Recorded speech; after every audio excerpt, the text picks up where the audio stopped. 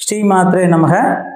ராகு கேது பெயர்ச்சி எப்போ வருது அப்படிங்கிறது தான் நிறைய பேர் கேட்டுட்டே இருந்த ஒரு விஷயம். ராகு கேது பெயர்ச்சி எப்போ வருது அப்படின்னா 26/4/2025 சித்திரை மாதம் 13ஆம் தேதி சனிக்கிழமை மாலை சுமார் 4:20 ராகு பகவான் மீன ராசியிலிருந்து கும்ப ராசிக்கும், கேது பகவான் கன்னி ராசியிலிருந்து சிம்ம ராசிக்கும் பெயர்ச்சி ஆகக்கூடிய நிகழ்வு தான் இந்த ராகு கேது பெயர்ச்சி.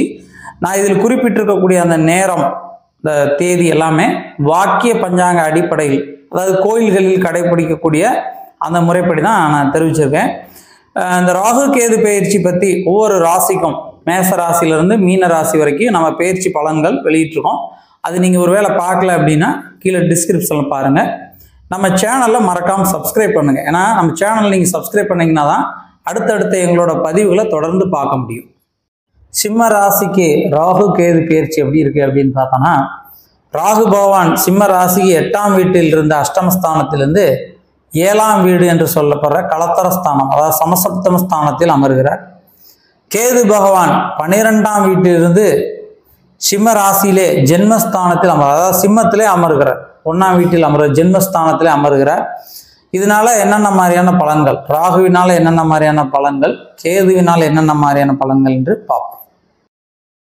சிம்ம ராசிக்கு 8ஆம் வீட்டில் அஷ்டமஸ்தானத்திலிருந்து ஒரு சில உபாதைகள், நோய்கள், தேவையற்ற செலவுகள், வைத்திய செலவுகள், கடன் பகைகளை உண்டாக்கி வந்த ராகு பகவான் அதிலிருந்து பெயர்ச்சியாகி 7ஆம் வீட்டில் அமர்கிறார். பொதுவாக 7ஆம் வீட்டில் சமசப்தமாக அமரும்போது சில தடைகளை ஏற்படுத்துவார்னு சொல்லலாம். திருமணத்தில் தடைகள், இல்லை ஏதாவது ஒரு காரியத்துக்குள்ளே இறங்கணும்னா அதில் எல்லாமே வந்து தடையாகும். இப்போ உதாரணத்துக்கு திருமணம் எல்லாமே பார்க்குறோம், பொருத்தம் இருக்குது, பொண்ணை பிடிச்சிருக்கு, எல்லாம் ஓகேன்ட்டு கடைசி வேண்டான்னு போகும். இந்த மாதிரி தட்டி விடும். இந்த மாதிரி 7இல் கலத்தர ஸ்தானத்தில் இருப்பதால் திருமணத்தில் கோளாறுகள் ஏற்படும், ஆரோக்கியத்தில் சிறு சிறு கோளாறுகள் ஏற்படும். அதனால் நம்ம ஆரோக்கியத்தில் ரொம்ப கவனமாக இருக்கணும். குறிப்பாக தோல் சம்பந்தமான உபாதைகள், தோல் சம்பந்தமான அலர்ஜிகள், புண்ணு, இந்த மாதிரி வெடிப்புகள், தோல் சம்பந்தமான கோளாறுகள் வரும்.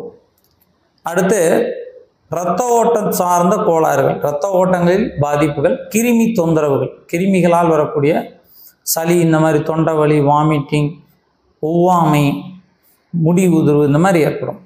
நல்லா ஆரோக்கியமான உணவுகளை சாப்பிடணும். 7ஆம் வீடுன்னு சொல்கிற சமசப்தமத்தில் ராகு அமர்ந்து இருக்கிறதுனால உடல் ரீதியாக இருக்கக்கூடிய அந்த நோய் எதிர்ப்பு ஆற்றலை அதிகப்படுத்த வேண்டும். நோய் எதிர்ப்பு சக்தி குறையும். அதுபோல் யார்கிட்டையும் நம்ம வாக்கு கொடுக்கும்போது கவனமாக இருக்கணும். ஏன்னா வாக்கு கொடுத்தா அதை செய்ய விடாமல் தடுக்கும்.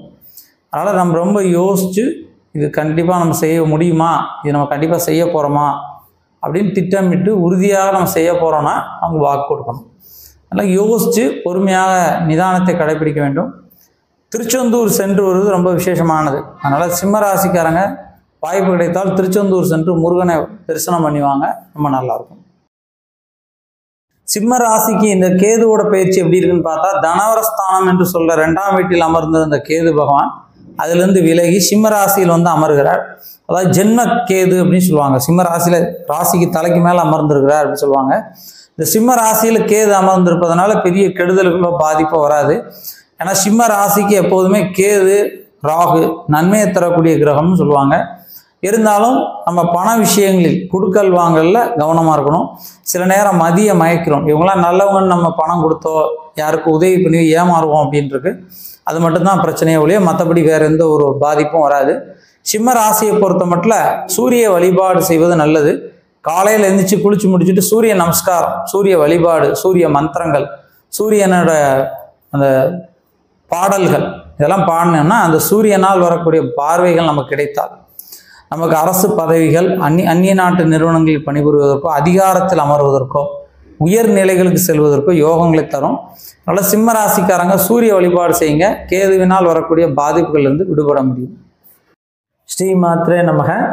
தெய்வீக பொருட்கள், ஆன்மீகம் சார்ந்த பொருட்கள், பாசிட்டிவ் எனர்ஜி உள்ள பொருட்கள் நிறைய பேர் நம்ம கேட்டதுனால எல்லோரும் பலனடையணும் அப்படிங்கிற உயர்ந்த நோக்கத்தோட சில தெய்வீக பொருட்கள் வந்து நம்ம மக்களுக்கு கொடுக்கலாம் அப்படின்னு சொல்லி குறைந்த லாபத்தில் பயனடையணும் என்ற உயர்ந்த நோக்கத்தோடு நம்ம பண்ணிக்கிட்டு இருக்கோம். அதாவது ருத்ராட்ச மாலை, கருங்காலி மாலை, ஸ்படிக மாலை, தேவதாரு மாலை, அதுபோக வந்து கோமதி சக்கரம், பழம்புரி சங்கு, விஷ்ணு சக்கரம், வாஸ்து யந்திரங்கள், குரு யந்திரம், மகாலட்சுமி யந்திரம், ஆடலா சோவிகள், ராஜசோழி, மகாலட்சுமி சோழி, கௌரி சோழி, இப்படி நிறைய தெய்வீக பொருட்கள்.